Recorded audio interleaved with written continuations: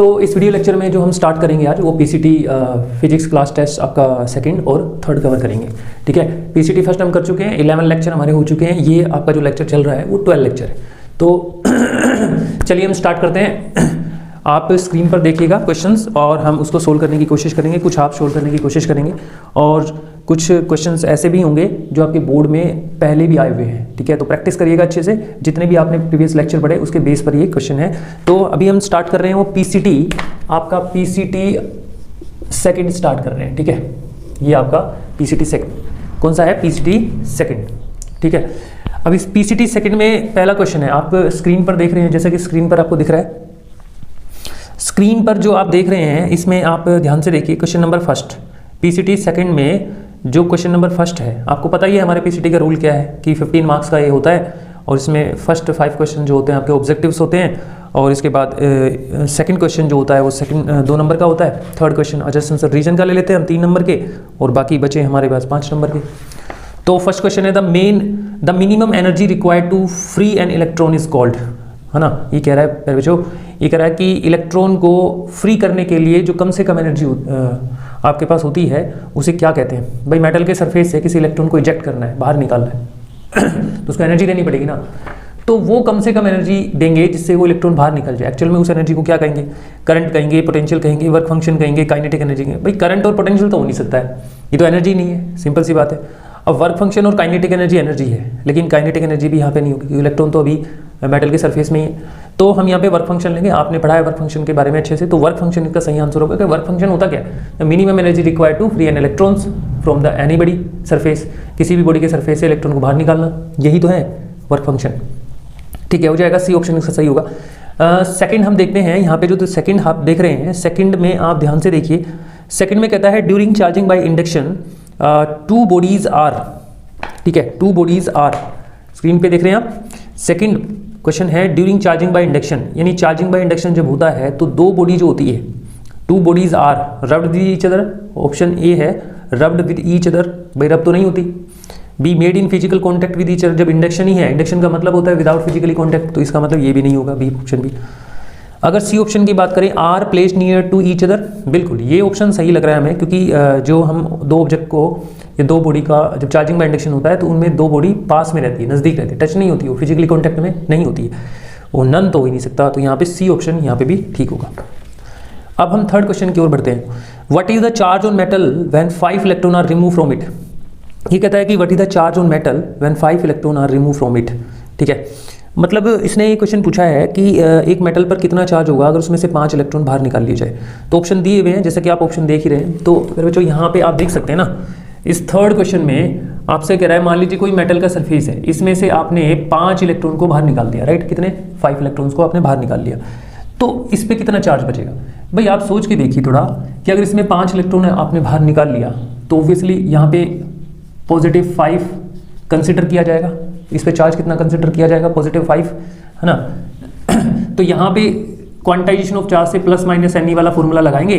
अब यहाँ पे पॉजिटिव 5 पॉजिटिव चार्ज बचे, तो यहाँ पे पॉजिटिव और यहाँ लिखेंगे एन की वैल्यू 5 और ई हो गया ये आपका, यही हो गया ना।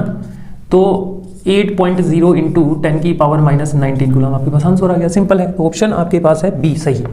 ये फॉर्मूला लगा के आपने ऐसे करना है, ठीक है, हो जाएगा, कोई बड़ी बात नहीं है। फोर्थ क्वेश्चन देखिए, ए comb is run through one's hair attract small bit of paper here comb get charged due to, कह रहा है comb को अगर हम अपने बालों में थ्रो करें ना, रन करेंगे तो रन करने के बाद जैसे ही हम बिट्स ऑफ पेपर के पास ले जाएंगे तो वो क्या करेगा? उसको अट्रैक्ट करेगा। ठीक है, इसका मतलब कॉम्ब हेयर्स के, हम जब हेयर्स में उसको स्लाइड करते हैं तो उसमें चार्जिंग हो जाती है ना, वो चार्ज हो जाता है। अब ये किसकी वजह से होता है? आपसे पूछ रहा है, ये जो हो रहा है अट्रैक्शन हो रहा है, यानी कॉम्ब को जब हम बिट्स ऑफ पेपर की तरफ ले जा रहे हैं तो अट्रैक्शन हो रहा है, किसकी वजह से हो रहा है? हीट की वजह से हो रहा है, ग्रेविटी की वजह से हो रहा है, लाइट की वजह से होता है, फ्रिक्शन। पर जो हीट तो ठीक है, यहाँ हीट का तो कॉन्सेप्ट नहीं ले सकते हम, क्योंकि हीट तो पैदा होगी किसी भी 2 चीज़ को जैसे ही हम रब करेंगे, बट इतनी भी नहीं होगी कि हम यहाँ पे हीट को ज़्यादा इंपॉर्टेंट मान लें, लेकिन होगी। बट हीट यहाँ ऑप्शन सही नहीं है, ग्रेविटेशंस होगा, लाइट होगा, फ्रिक्शन। मतलब किसके कारण ऐसा हो रहा है? Hair comb get charge due to, किसकी वजह से? तो हम यहाँ बोलेंगे फ्रिक्शन, क्योंकि फ्रिक्शन जब करते हैं तो वहाँ हीट अपने आप पैदा हो जाती है, तो हीट फ्रिक्शन की वजह से हुई है, तो यहाँ पे फ्रिक्शन को हम ज़्यादा प्रीफर करेंगे। नेक्स्ट आता है SI unit of electric charges. मेरे बच्चों फिफ्थ जो क्वेश्चन है उसमें लिखा है SI unit of electric charge, सबको पता है न्यूटन तो फोर्स की होती है, इसके बाद एम्पियर जो होती है वो करंट की होती है, तो बचा क्या, सी कूलाम। कूलाम चार्ज की यूनिट होती है, तो ऐसा यूनिट कूलाम की चार्ज हो गई, और सबको पता है सीजीएस यूनिट होती है स्टेट कूलम। ओके, फिर बच्चों क्वेश्चन नंबर सेकंड आपको दिख रहा है। क्वेश्चन नंबर सेकंड को ध्यान से पढ़िए और समझिए। If 20 electron are transferred from body A to B on rubbing with each other, what will be, इसमें ए पार्ट है nature of charge, part B magnitude of charge developed on A and B. फिर बच्चों कह रहा है कि 20 electron को अगर ए बॉडी से बी बॉडी में ट्रांसफर कर दिया जाए रबिंग के माध्यम से, ठीक है, अगर इनको रब किया जाए तो आपसे कह रहा है कि मान लीजिए ए बॉडी है आपके पास, एक बॉडी पर बच्चों बी है, और ए बॉडी से बी बॉडी के अंदर 20 इलेक्ट्रॉन्स ट्रांसफर हो गए, ठीक है, 20 इलेक्ट्रॉन्स हुए ट्रांसफर, ये ध्यान रखना है आपको। व्हाट विल बी द, सबसे पहला जो पार्ट पूछा है इस क्वेश्चन का, वो पूछा है कि नेचर ऑफ चार्ज, क्या चार्ज। तो एक चीज़ का ध्यान रखना है, अगर एक बॉडी से कोई इलेक्ट्रॉन निकल के दूसरी बॉडी में जा रहा है, तो इस बॉडी पे तो आ गया पॉजिटिव, ये बॉडी तो पॉजिटिव चार्ज बॉडी हो गई, और ये बॉडी नेगेटिव चार्ज हो गई, इसमें इलेक्ट्रॉन आ गया। तो नेचर यही होगा कि body A is positive charge body and body B negative charge body, ठीक है, इसका नेचर हो गया पॉजिटिव और इसका नेचर हो गया नेगेटिव। पार्ट ए में हम ये करेंगे। मैग्नीट्यूड ऑफ चार्ज की बात करें तो जो मैंने बताया कि भाई इसके पास 20 इलेक्ट्रॉन थे वो इधर चले गए, तो इसके पास 20 पॉजिटिव चार्ज बचे, तो क्वांटाइजेशन ऑफ चार्ज लगाएंगे तो प्लस माइनस एन हमें पता ही है, यहाँ प्लस यूज करेंगे क्योंकि यहाँ प्लस चार्ज बचे, यहाँ 20 आ जाएगा, यहाँ 1.6 इंटू 10⁻⁻19 आ जाएगा, राइट। फिर इसको सोल्व करेंगे, आपको सोल्व कर ही लोगे आप, 1.6/10 पॉइंट हटा लेंगे, यहाँ पे कैंसिल हो जाएगा, मल्टीप्लाई 10⁻⁻19। तो ओवरऑल बात ये है कि 32 इंटू 10⁻⁻19 आपका यहाँ पे आ जाएगा, ठीक है, कूलम, ये आपका यहाँ पे आ गया। अब देखो भाई यहाँ पे इस बॉडी के बाद पॉजिटिव चार्ज है तो ये पॉजिटिव आ गया, अब सेम ही तो इलेक्ट्रॉन इस पे गया है, तो इस पे नंबर ऑफ इलेक्ट्रॉन भी 20 है, इस पे नंबर ऑफ पॉजिटिव चार्ज 20 है, तो इसका मतलब ये हुआ इस पे जो चार्ज निकालेंगे वो इतना ही तो आएगा, बट ये कितना आएगा, but same magnitude of charge आएगा इस पे, -32 इंटू 10⁻⁻19 कूलम। जैसा ये निकाला है वैसे यहाँ से निकाल सकते हैं, ये इतना ही आएगा सेम मैग्नीट्यूड ऑफ चार्ज। देखो चार्ज का मैग्नीट्यूड कभी भी चेंज नहीं होता अगर एक आइसोलेटेड सिस्टम में अगर इलेक्ट्रॉन का ट्रांसफर करते हैं तो आई होप कि आपको ये चीज़ें समझ में आ रही होगी, क्योंकि आप नोट्स पढ़ रखे हैं आपने, तो इतनी ज़्यादा आपको हेडेक लेने की जरूरत नहीं है, अच्छे से पढ़ रखिए तो कोई कर सकते हो आप। क्वेश्चन नंबर 3 में चलते हैं, और क्वेश्चन नंबर 3 में ध्यान से देखिए, अजर्सेंस और रीजन के क्वेश्चन है। फर्स्ट क्वेश्चन है अजर्सेंस का, all things are neutral, reason है बिकॉज एटम इज न्यूट्रल। फिर जो सही बात है कि हर चीज़ न्यूट्रल होती है स्टार्टिंग में, जब उस पर कोई प्रोसेस नहीं करते हैं, जब इलेक्ट्रोस्टैटिक्स की कोई प्रोसेस नहीं करते हैं या उस पर कोई चार्जिंग वाली प्रोसेस नहीं करते हैं, तो तब तक तो बॉडी न्यूट्रल ही रहती है, ये बात तो सही है, अजर्सेंस से बिल्कुल राइट है। रीजन है बिकॉज एटम इज न्यूट्रल, ये बात सही है कि हर चीज़ एटम से बनी है और एटम खुद एक न्यूट्रल होता है, तो इसका मतलब बिल्कुल सही है। अजर्सेंस भी ठीक है, रीजन भी ठीक है, तो हम इसका करेक्ट एक्सप्लेनेशन करें तो ये बोलेंगे अजर्सेंस का जो करेक्ट एक्सप्लेनेशन है रीजन, ठीक है। ओके सेकंड क्वेश्चन अजर्सेंस में कह रहा है glass rod acquired positive charge and silk cloth acquired negative charge after rubbing to each other, बिल्कुल सही है। जब ग्लास रोड को सिल्क क्लॉथ के साथ रब करेंगे तो ऐसा ही होगा, ठीक है, ग्लास रोड पे पॉजिटिव चार्ज आएगा और सिल्क क्लॉथ पे नेगेटिव चार्ज, ये हम पढ़ चुके हैं, बहुत बार पढ़ चुके हैं प्रीवियस लेक्चर में, आप जाके देख सकते हो, डिस्क्रिप्शन में लिंक है सारे प्लेलिस्ट का, जितने भी हमने वीडियो लेक्चर हमने पढ़े। अच्छा, दूसरा रीज़न क्या कह रहा है इसका कि glass rod has higher work function and then silk, but यहाँ पे गलती होगी बच्चों, अजर्सेंस सही है लेकिन रीजन में कह रहा है glass rod has higher work function, नहीं, ग्लास रोड का वर्क फंक्शन लोअर होता है, और ग्लास रोड का वर्क फंक्शन लोअर होता है तभी इलेक्ट्रॉन ग्लास रोड से निकल के सिल्क क्लॉथ में जाते हैं, क्योंकि इलेक्ट्रॉन का ट्रांसफर हमेशा लोअर वर्क फंक्शन से हायर वर्क फंक्शन होता है। यहाँ तो गलत दे दिया, तो अजर्सेंस सही है लेकिन रीजन रॉन्ग है, ठीक है। थर्ड में है अजर्सेंस, when charge body brought to near neutral body then repulsion take place between them, ठीक है, चार्ज बॉडी को जब न्यूट्रल बॉडी के पास लाएंगे तो रिपल्सन होगा उनके बीच में, फिर बच्चों ये भी गलत है, अजर्सेंस नहीं हो सकता। आप किसी भी चार्ज बॉडी को जब न्यूट्रल बॉडी के पास में लाते हो तो चार्जिंग बाय इंडक्शन होता है, आपको पता ही है। जैसे सपोज करो, मैं आपको यहाँ बता देता हूँ, सपोज करो एक ये बॉडी है और ये एक चार्ज बॉडी है, ठीक है, पॉजिटिव चार्ज बॉडी ले लेता हूँ मैं, और ये न्यूट्रल क्यों है आपको पता ही है, जिसने पॉजिटिव उतने नेगेटिव है, इस पर नंबर ऑफ इलेक्ट्रॉन और प्रोटॉन दोनों बराबर है, ठीक है। तो जैसे इसके पास में लेंगे आएंगे तो चार्जिंग बाय इंडक्शन होगा, तो यहाँ तो आ जाएगा नेगेटिव, क्योंकि इसके पास जितने नेगेटिव चार्ज है वो इधर अट्रैक्ट हो जाएंगे, और पॉजिटिव चार्ज रिपेल हो जाएंगे, तो पॉजिटिव चार्ज आ गए यहाँ पे, ठीक है।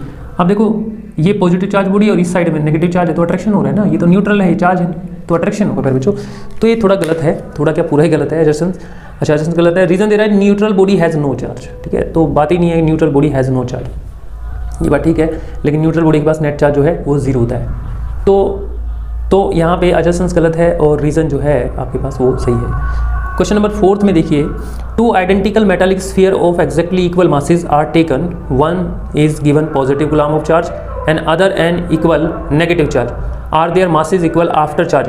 प्यारे बच्चों कह रहे तो दो आइडेंटिकल मेटालिक स्फीयर है, ठीक है, एग्जैक्टली इक्वल मासेस है उनका, ठीक है, आप समझिए ध्यान से, दो आइडेंटिकल मेटालिक स्फीयर है और मास उनका सेम है, एक को पॉजिटिव कूलम ऑफ चार्ज दिया, एक को equal negative charge coulomb of दिया, ठीक है।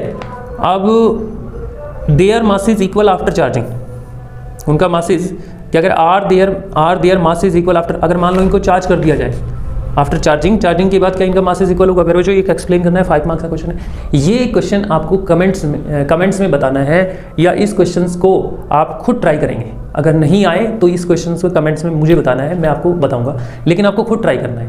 बड़ा ही अच्छा क्वेश्चन है, ये पेपर में आया हुआ है इसलिए मैंने इसमें इंक्लूड किया है। ओके फिर बच्चों अब नेक्स्ट हमारा पीसीटी जो है थर्ड है, ठीक है, पीसीटी थर्ड है। और सबसे बड़ी बात है कि इन पीसीटी को ना आप डिस्क्रिप्शन में जाके पीडीएफ में डाउनलोड कर सकते हैं मेरे बच्चों, पीडीएफ में। अगर आपको लग रहा है कि भाई मुझे वीडियो नहीं देखनी तो कोई दिक्कत नहीं है, आप पीसीटी को डाउनलोड करके मतलब आप देख सकते हो और सोल्व कर सकते हो खुद भी। तो हमारे पास पीसीटी जो है अब है थर्ड पीसीटी है जो थर्ड, ठीक है, थर्ड पीसीटी हम पढ़ेंगे। तो स्क्रीन पर आपको थर्ड पीसीटी दिखाई दे रहा होगा, ठीक है, ध्यान से देखते हैं।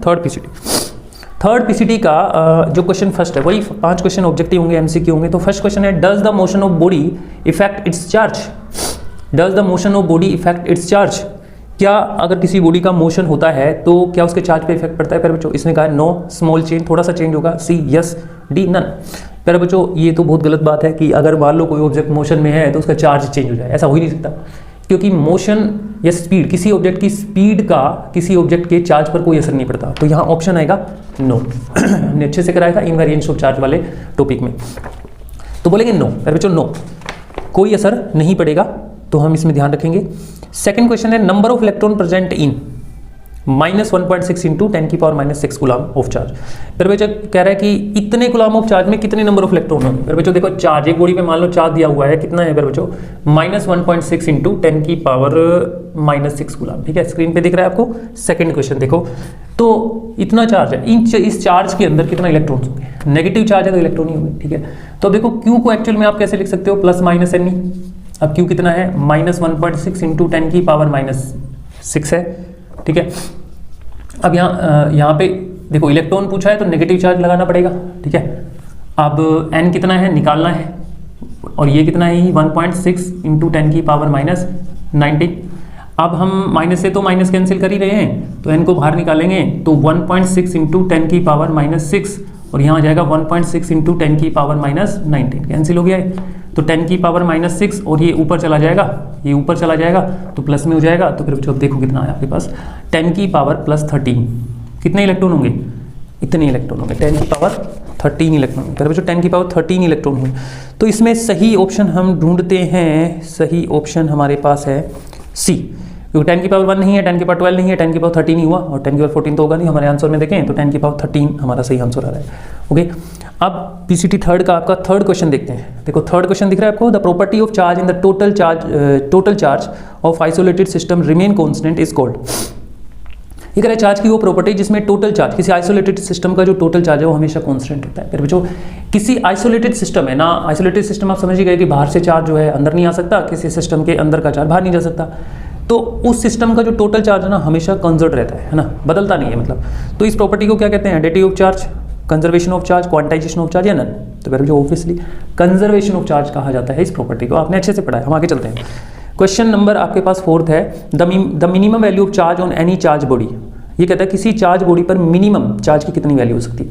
पर जो आप कह सकते हैं कि भाई एक बॉडी पे इतना चार्ज है, उस बॉडी पे इतना चार्ज है, उस बॉडी पे इतना ज़्यादा चार्ज है। आप ये भी तो कहते हैं ना इस बॉडी पे इतना कम से कम कितना चार्ज हो सकता है, कम है कितना कम, और कम करते हैं कितना कम, तो कम से कम कितना चार्ज हो सकता है, मिनिमम चार्ज किसी बॉडी पे कितना हो सकता है ये बताना है। तो फिर बच्चों देखो किसी बॉडी पे मिनिमम चार्ज इतना ही तो हो सकता है, इसके अलावा तो हो ही नहीं सकता, इससे कम तो चार्ज हो ही नहीं सकता। क्योंकि किसी बॉडी पर जो चार्ज होता है वो किस पे डिपेंड करता है कि इस पर कितने इलेक्ट्रॉन या प्रोटॉन या कितने नंबर ऑफ इलेक्ट्रॉन या पॉजिटिव चार्ज, कितने नेगेटिव या पॉजिटिव चार्ज है।